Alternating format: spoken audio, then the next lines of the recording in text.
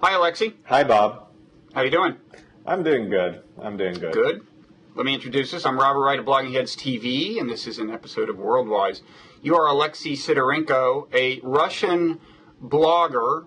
You actually live, you spend a lot of time in Poland as well, but right now you're in Moscow, and you've graciously agreed to fill us in on things happening in Moscow. And a lot of things are, one of which Americans are certainly quite familiar with, that is that Edward Snowden, so far as we know, remains at the Moscow airport, or at least a hotel kind of appended to the Moscow airport. Yeah, there are rumors that he's still there. I was leaving Moscow a month ago when he just arrived, but of course there were conspiracy theories that he's already on some KGB dacha, and he's being either tortured or being accepted as an important guest. But anyway, it was kind of a historic, to feel, oh, I'm departing from the same airport where probably Edward Snowden is being kept, or let's say, or the official sources say so. That is a brush with greatness. Did you find yourself looking at people as they went by to see if any of them looked like they might be Edward Snowden in disguise or anything? No. I haven't, but I was actually thinking of going to this capsule hotel that is situated in Terminal D, and trying to find out whether there are guards or whether any evidence of presence of Edward Snowden. I heard somewhere that there was a whole floor of the hotel blocked off by security, which is kind of a clue if the report is accurate. But it's but in any possible. As for the KGB, I think a lot of people are speculating that one way or another they have gotten a hold of his hard drive, but who knows what the truth is. But what do people think about this in Moscow? I assume the story has gotten a lot of attention. Oh yes, there is a lot of attention, and there is a lot of anti-Americanism on the rise on one hand. On the other hand, KGB had been and FSB had been overhearing Russians and Soviet citizens conversations for quite so long. So there is overall, let's say, lack of trust towards any means of communication. There are still sayings that this is not a topic for the conversation over phone, which we say that more and more in America as well, increasingly, but so and in general there was this feeling that sooner or later virtually since the information is stored somewhere, so someone has an access to it, and in Russia, with its overall lack of trust towards law, there was always thinking that whatever the law offers or promises, there will always be some governmental bodies that would like to override the law. So I guess, on the one hand, what Edward Snowden is saying the American government does probably doesn't strike Russians as highly irregular, right? It's the kind of thing that they have just assumed their government does, right? Yeah. So it's not, it can't be considered, a really atrocious crime. But on the other hand, you said there's a certain amount of anti-Americanism. So I guess regardless of what they think of what Edward Snowden has done and how dramatic the revelations are or not, are you saying they kind of most Russians like the idea of kind of sticking it to the Americans here and granting him asylum? Well, some of them obviously do. I mean, like, just, because this kind of a affair with Snowden, like, and that Putin, like, gets a phone call from Obama, and this is like a really like high issue, and Putin doesn't give away Snowden, and I mean, like, this kind of for the conservative part of the society, this kind of confirms this myth of great Putin, like being an equal to the United States, and like being able to reject pressure and not giving away Snowden. And on the other hand, it also creates this kind of a myth that Russia is the real defender of the human rights. Well, yeah, and I mean, like, those people obviously do not say that Putin's government and Putin's secret services are spying on Russian citizens much more than the United States government allegedly collects information on its own and foreign citizens. Okay, so but let me ask the question this way. Would it be bad for Putin politically to turn Snowden over to the U.S. or to do anything that led to him winding up in the U.S., just, not granting him asylum in a way that led to him ultimately winding up in U.S. hands? Would anything like that be perceived as a kind of surrender or submission to the U.S. in a way that would be politically bad for Putin? I mean, politically, not really. I mean, like, Snowden is, I would say that for Putin, Snowden is rather a toy or a source of interesting information. I mean, like, and the ability, like, and the new card in his card pack, like, that he can play with. I don't think that,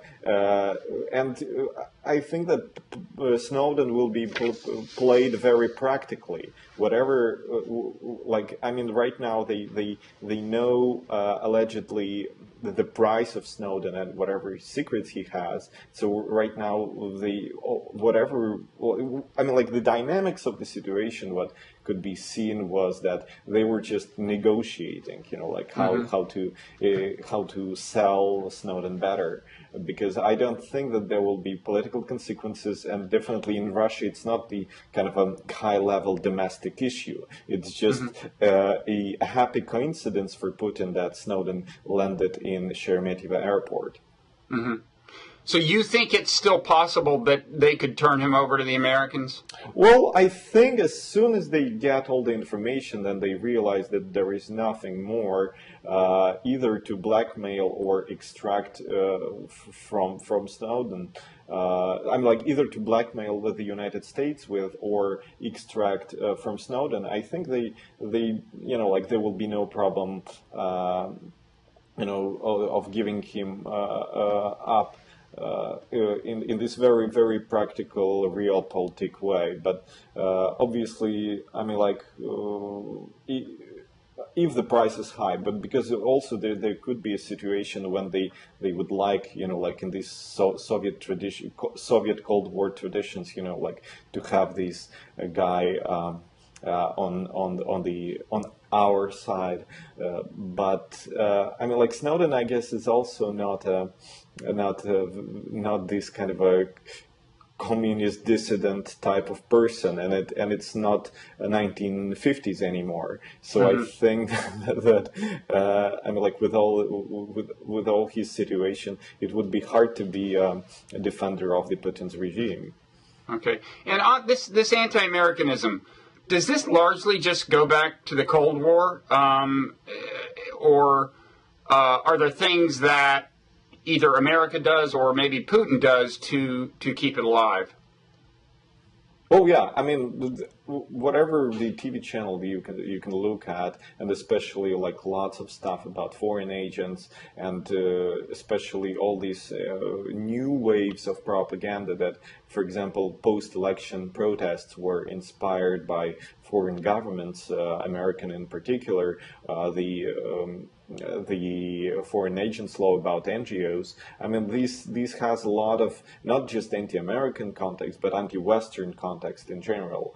And this is always, not always, but especially after the post-election protests, these kind of anti-Western, let's say, anti-Western notions, anti-Western atmosphere is kept active, and it's being reaffirmed and reconfirmed with every news.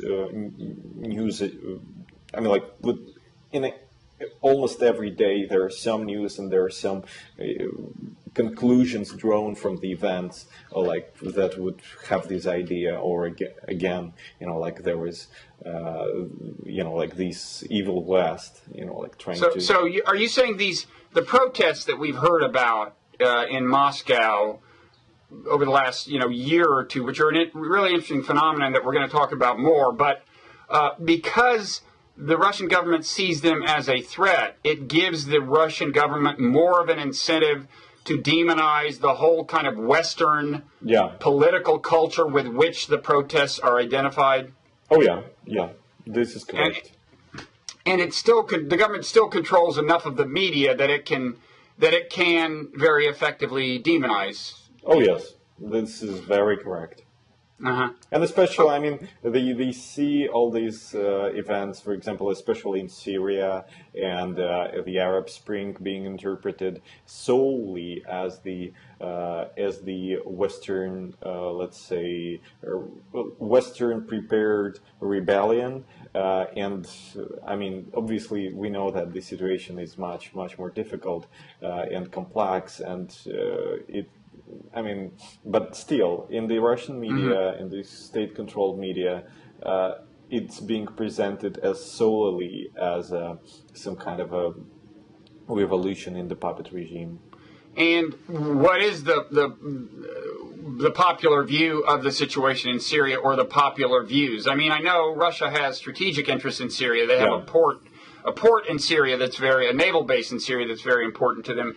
But how are the people pretty much siding with the government on this, or does it differ in the kinds of people you're talking about? So, like, for example, the protesters, the more liberal protesters versus other Russians, or what? How is the Syria thing viewed in Russia? Well, the Syria thing is obviously presented as the possible scenario for Russia, and this is like a horror movie or horror story that is being told when any talk of the protests appears. And like, for example, when you speak to a conservative person and you speak, like, well, there's bad government, we should do something about it. So the very quick reply would be, oh, you want to do this like they do in Syria? Do you want a civil war? And I mean, like, the whole idea that the protest, like civic protest or more democratization, leads immediately to the civil war. I mean, like, this is a very simple thing to say, but at the same time very dangerous,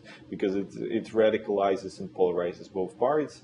I mean, like, those who want changes, those who don't, and it actually leaves no civilized ways of actually solving quite important problems. I mean, like with the accountability and transparency of governance, for example, or like transparent and non-violated elections.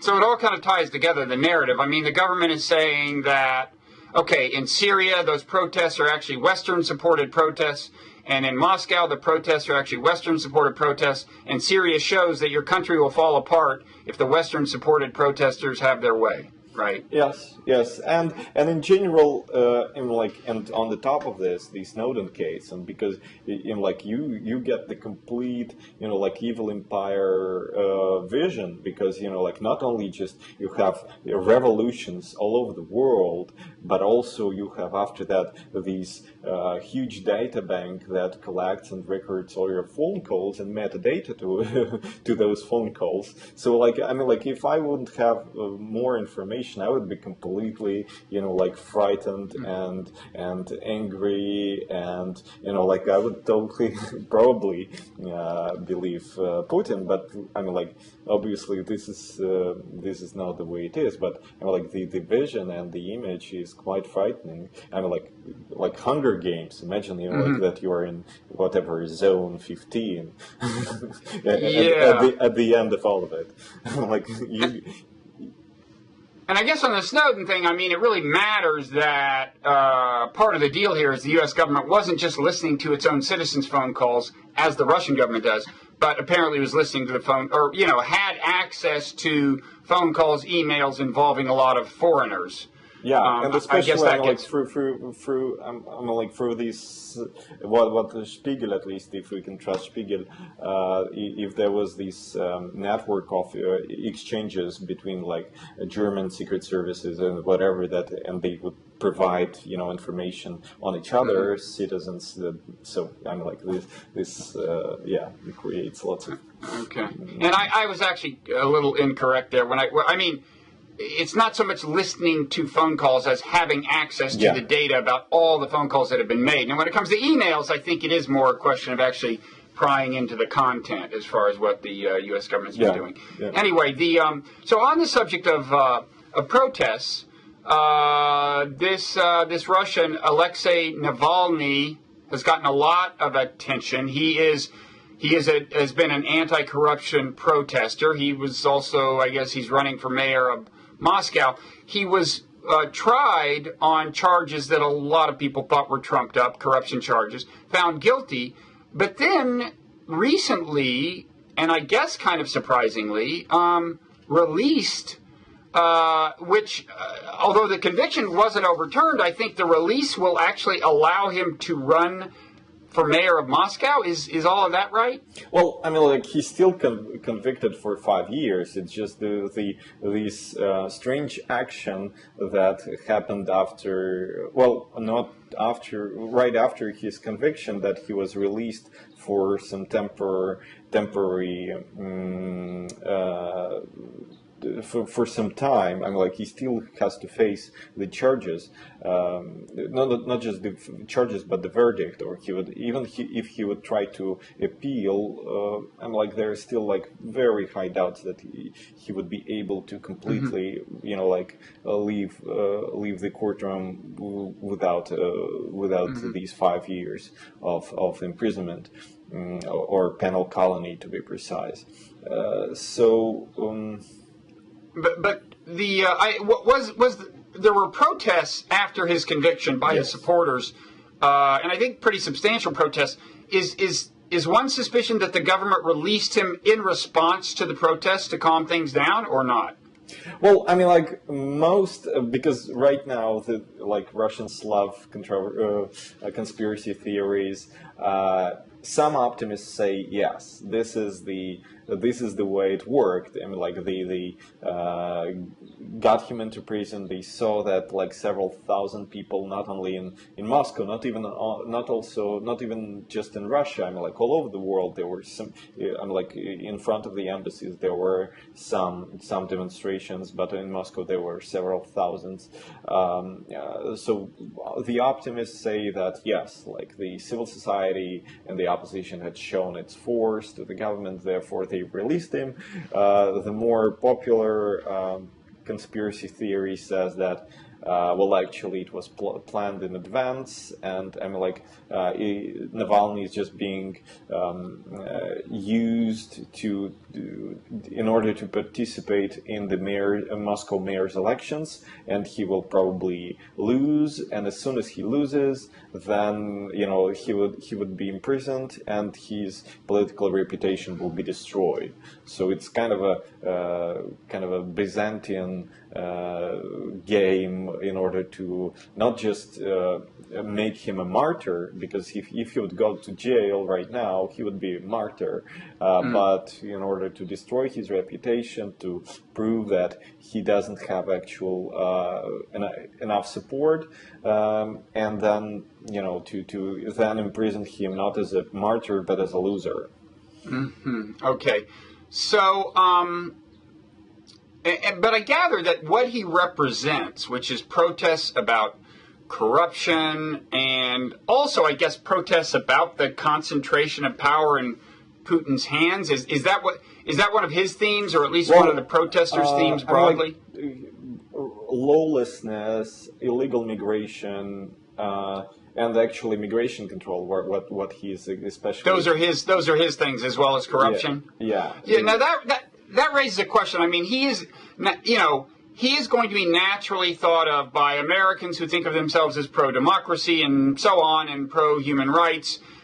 Reading the stories about him, they're going to think of him as one of ours and the hero. But I gather that his following, the people who follow him, probably would not entirely meet with the approval of the average American, say, liberal or something, right? I mean,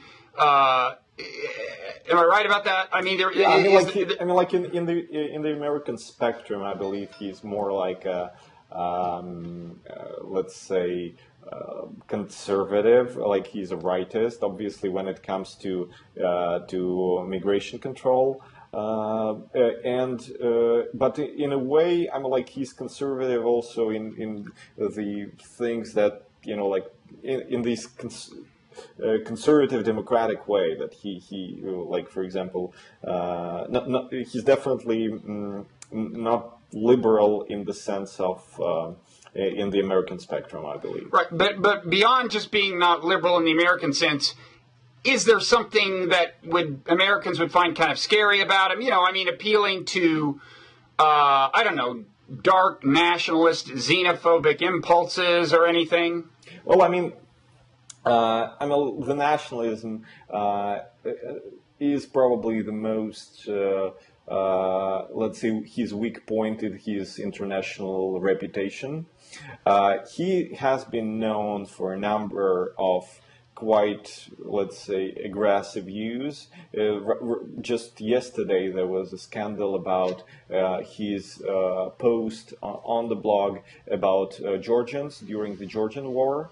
And he had written, first of all, he addressed them in a not very nice way, but at the same time he proposed quite decisive, to put it mildly, measures what Russia should undertake in order. What's an example of one of the decisive measures? Well, he would propose that they would send a rocket to the Georgian headquarters, and then he would write that, actually we shouldn't do this because this is exactly what Georgians want. So it was kind of not a very passive. So he's talking about an attack, a military attack?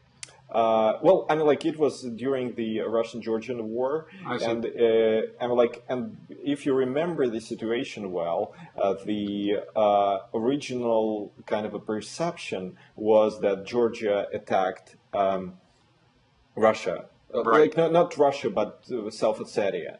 Right. And of course, we know the results of the European Commission report that it was a provocation and it was prepared provocation. But back then, there was no European Commission report, and the overall view, even among the liberals and the pro-democratic, not just Putinists, was that it was kind of it was an attack, and of course that was kind of strange to see a lot of people whom you would think they would be kind of resistant to this kind of a war propaganda, war feeling. They would, but lots of people would write back then a lot of very angry posts and really not very pacifist posts. So back then Navalny couldn't, probably limit himself in his speech. But what for me, for example, was not quite good was that yesterday, when it, several years after the war, and it was, big Russia, small Georgia, he still say that, except that I would call Georgians differently, and he said that he apologizes for calling them not in a very nice way, I would sign my words under every word that I've written. back then, and it was, you know, like, if you want, I can go back to this. No, that's okay. I think we get the sense of it. So I guess the divide. I mean, the Russian government still controls conventional television broadcasts pretty thoroughly, right? And I gather, to some extent, a difference between these protesters, which the government considers, you know, corrupted by Western influence or something, and the people who oppose the protesters. One thing about they have access to different media, right? I mean, the protesters are more likely to be online, to have internet access, and to make extensive use of it, right? So to some extent, they're just plugged into different media channels from many of the people who oppose them, who are more dependent on the government-controlled media avenues. Is that right? Once again, because I guess I kind of realized what you're asking about, but I lost your last point. Okay, well, I think you've said before, the government still controls conventional, regular television, TV set in your living room. Not just conventional. I mean, like, since we last spoke, I mean, the Kremlin has been so masterful in controlling all kinds of media. I mean, like, it's really interesting to see how this particular authoritarian regime, you know, like, actually manages to, you know, like, infiltrate blogger networks, co-opt really important and influential media portals, or, for example, pressure on the businessmen who were helping out independent media portals. And like a lot of newspapers or online portals have been closed, whereas more and more paid bloggers or the networks of pro-government bloggers had appeared. So the government has gotten better at influencing or even controlling the information that passes over the internet. Yeah, and especially when it comes to the first interpretation moment. I mean, like, when something happens and you have to have, you know, like the first interpretation. You know, like, yeah, the Kremlin, you know, does its best. I mean, like, but sometimes they still use these kind of old school shutdown methods. For example, during these events after Navalny's verdict, they simply turned off live journals would say, like, oops, sorry, we have some problems, so we're closing down. So what is LiveJournal? Is that an independent outlet? No, it's not an independent outlet, but it was kind of the main, for many years, starting 2005 till, I guess, 2011, it was kind of the main discussion platform in Russia. And right now, you know, like, people would just go to Facebook or Twitter. Mm-hmm. And that is, I mean, the protest movement is dependent, I gather, on channels of communication that the government doesn't control, right? And there still are those. Yeah. I mean, is your sense that the government is getting so good at influencing internet communication that the protest movement is going to subside or even die, or do you think that on balance? I think it's just the point is that it's really competition, and so far, well, obviously, I mean, for example, the urges of the government to block entire resources like Twitter or Facebook that happens from time to time, it just shows that it might be actually losing or maybe not controlling well enough, but. I mean, obviously, the good thing is that you can't, you know, like, simply, you know, block Facebook, you know, because then it will be, you know, problematic. But I think that over and over the government tries to do this. For example, it was very interesting to observe the overall case with Kontakte network. which they actually forced to force the creator of the network. It's actually, it looks like a Facebook clone. It has about 40 million users all over the world, and it's quite influential. And they actually forced the creator of this network to sell its share recently, just a few months ago, and it was some strange situation when he was first accused of running over a policeman. He had to flee Russia, and then at the same time, it was said that he is selling his share to the Kremlin-owned startup venture foundation. And right now it's sold, and as soon as it was sold, the charges were lifted. So, and now what is the Kremlin going to do? Are they going to shut it down, or just start monitoring it, or what? Well, I think that, I wouldn't speculate on this, but obviously, as long as they have it under control, they have more control. Mm-hmm. And what about Facebook itself? Are there more and more Russians who use Facebook and Twitter? Yes, I believe so. It's still, there are more Kentucky users compared to Facebook. But for example, if you take a look at the, let's say, oppositionists or protest movement, they're mostly on Facebook and on Twitter. Okay. So we'll see which forces carry the day there, I guess. I wanted to ask you quickly about the issue of gay rights in Russia, which has gotten attention in America. I gather that there's been legislation to do things like not just block the adoption of Russian children to gay couples, but to block the adoption of Russian children in countries where gay marriage is legal and things like that. What's the deal on gay rights there? Well, I haven't been, following this topic closely, but I've been mostly focused on this ban of gay propaganda law that actually shows actually considers for example, public coming out as a gay propaganda. So it would make it illegal to say that you are a homosexual? Well, practically, publicly? yes. Well, at least as I understand the law, or to even to publish pictures of people hanging each other's hands, or doing this publicly on the street.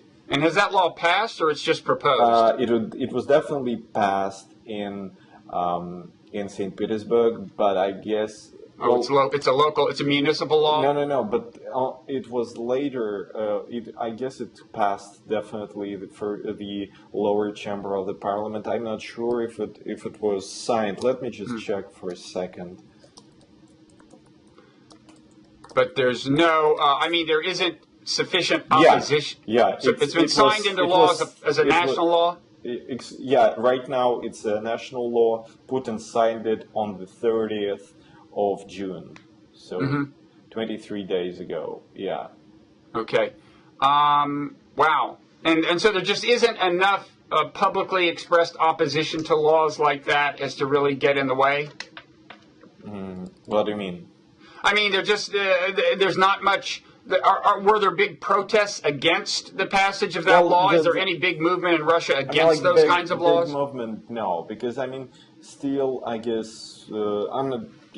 I'm not a big, let's say, viewer of this whole situation, but so far, people, like the majority, the heterosexuals, they do not seem to support much homosexuals. There is no such feeling that this is a human rights issue, and I believe that this still represents a problem for the Russian society, because there are some online communities that heterosexuals for homosexuals, but the overall public communities of homosexuals, they are not quite numerous.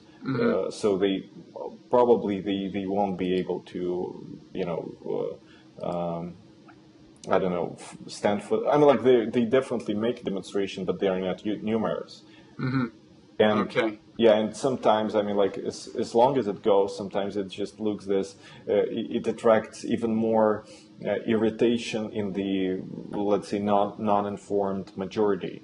They see like, oh, again, like look at them, and it's not being, like viewed as, like people, standing for their human rights.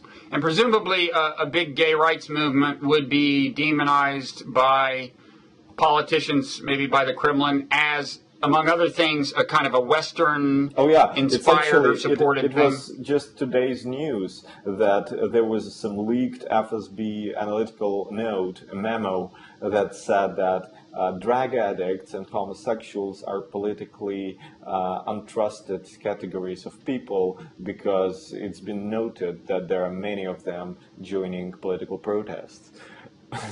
So it all ties together. So I'm like, it really reminds us some European countries in the 30s, with all the consequences. You mean in the sense of demonizing all forms of criticism of the government as being, foreign in origin and needing to be suppressed? You mean that? Well, yes. It's just I think that, some ultra conservative conservatism with the overall kind of isolationism. Yeah, I would call this. And I guess that was kind of what I was getting at. I mean, is Navalny, is he part of that, or at least in that vicinity? Well, no. I mean, like, Navalny never said anything clearly anti-gay. So Okay. At least as far as I know. So he doesn't use this thing, and he says that, like, well, this is not a problem. Okay. So, all right. But I'm more than sure that he wouldn't be the one who would, put on an agenda, same-sex marriages. He clearly represents him, like he has a very beautiful wife, and they have 2 daughters. So he represents very typical, kind of a very typical role model of, regular lifestyle and family. So, yeah. Well, this has been very illuminating. Is there anything you want to say in closing? I mean, it's a very interesting time in Russia. I mean, you have a certain amount of ferment and criticism of the government that has to some extent been facilitated by the new communications media, the internet, but the government is striking back and exerting as much control as it can. And it sounds like there's a lot of flux there. Do you have any sense for where things are heading, or whether, what side will prevail in the end, if either, or what? Well, I'm an optimist. I believe that the good will prevail. I hope you're right. Yeah. Okay. But I'm not sure that it happens during my lifetime. Well, okay, then I'm not sure how optimistic that is. How old are you? I'm 29. Okay. Well, that's not highly optimistic, I would say. Well, yeah. Unless you're pessimistic about your lifespan, in which case that would be optimistic, but I doubt you are. Well, listen, thank you so much, Alexey. I'll hope to check back in with you down the road. Yeah, thank you. Thank you as well. Okay. Take care. You too. Bye-bye.